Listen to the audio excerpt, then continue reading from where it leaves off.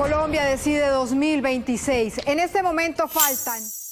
Hablar de política en Colombia es inevitablemente hablar de conflicto, de violencia y de paz.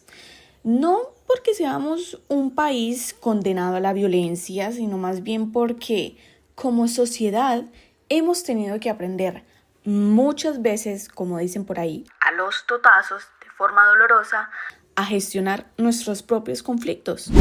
El conflicto en sí mismo no es negativo, me explico.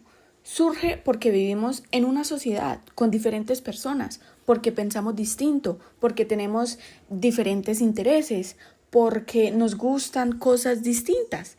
El problema aparece cuando ese conflicto no se regula, no se resuelve a través del diálogo, de encontrar un punto en común, sino que se transforma en violencia. Y es ahí donde la violencia empieza a destruir algo fundamental, el sujeto político. Es decir, al ciudadano, a nosotros capaces de dialogar, de participar y de construir colectivamente la sociedad. Ahora que estamos en un año político, por así decirlo, y que estamos en constante diálogo, diría yo más bien debate político con nuestros familiares, con nuestros amigos, con alguna persona conocida, llega un punto en la conversación, en el debate, en que tratamos de señalar puntualmente cuáles han sido las causas de violencia en Colombia. Bueno, nos faltan manos para terminar de contar todas estas. Sin embargo, no es que estemos contando las causas, sino yo creo más bien que señalamos los efectos o los resultados de múltiples factores históricos y estructurales. Pero bueno, como por nombrar algunos. Primero, la desigualdad social y económica. Durante muchos años, varios sectores de la población han tenido acceso muy limitado a tierras, a educación, a salud, a oportunidades. Esto ha generado tensiones muy grandes, especialmente en las zonas rurales, las más segregadas. Otra sería el conflicto armado interno. La presencia de los grupos guerrilleros, paramilitares, de fuerzas estatales en constante guerra ha prolongado los escenarios de violencia durante más de medio siglo. Otra, el narcotráfico, que no solo financió actores armados, sino que transformó la violencia en un negocio, intensificando así la disputa por los territorios. Y por nombrar otro, la debilidad institucional en algunas regiones, la falta de presencia del gobierno. El Estado no ha logrado garantizar plenamente los derechos de seguridad y de justicia. Entonces, todos estos resultados, como ya lo dije, es un ciclo donde la violencia está afectando y ha afectado a los territorios y sobre todo siento que también la forma en que los ciudadanos se relacionan con la política. La ven distante, la ven con miedo, con desconfianza, hasta con indiferencia.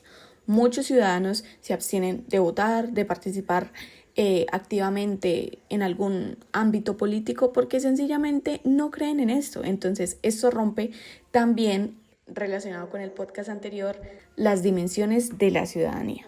Cuando decidiremos en manos de quiénes quedará el Congreso de la República y quiénes serán los candidatos presidenciales en las consultas interpartidistas. Bueno, y después de este sinsabor en la conversación, después de que todas las personas ya se hayan quedado en silencio precisamente por ese efecto que causa señalar estas causas, nos preguntamos ¿por qué la violencia destruye al sujeto político?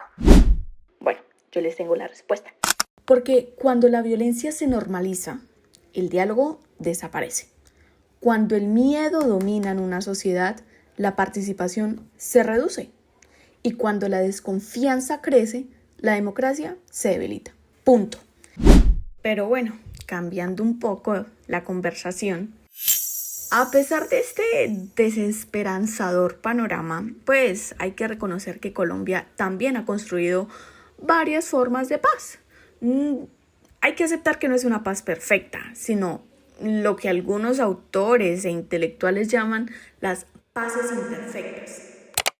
El ejemplo más memorable de esto es el proceso de paz con las FARC en el 2016, que permitió reducir la intensidad del conflicto armado en varias regiones del país. Aunque no resolvió todos los problemas, pues sí hay que aceptar que abrió un espacio para el diálogo y la reincorporación.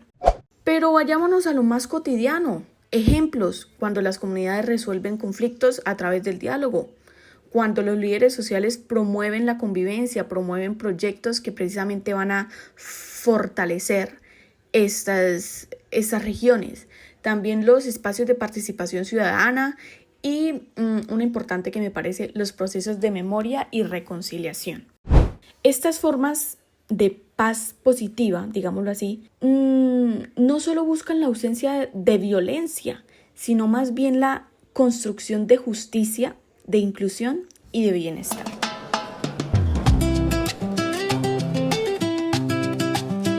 Nuestro hermoso país Colombia nos muestra que la violencia no es inevitable, no es ajena a nosotros, pero sí es el resultado de los conflictos mal gestionados, mal resueltos, mal llevados, como dicen por ahí. Y también nos demuestra que la paz no es un punto de llegada, o sea, no es el fin, sino es un proceso constante y un proceso en constante evolución y cambio.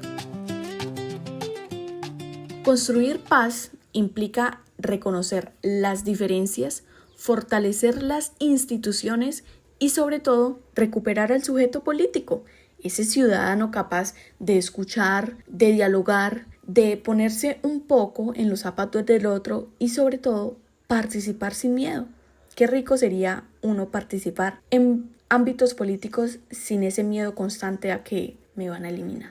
Porque al final la política no debería ser un escenario de guerra, sino un espacio donde los conflictos se tramitan con palabras y no con violencia.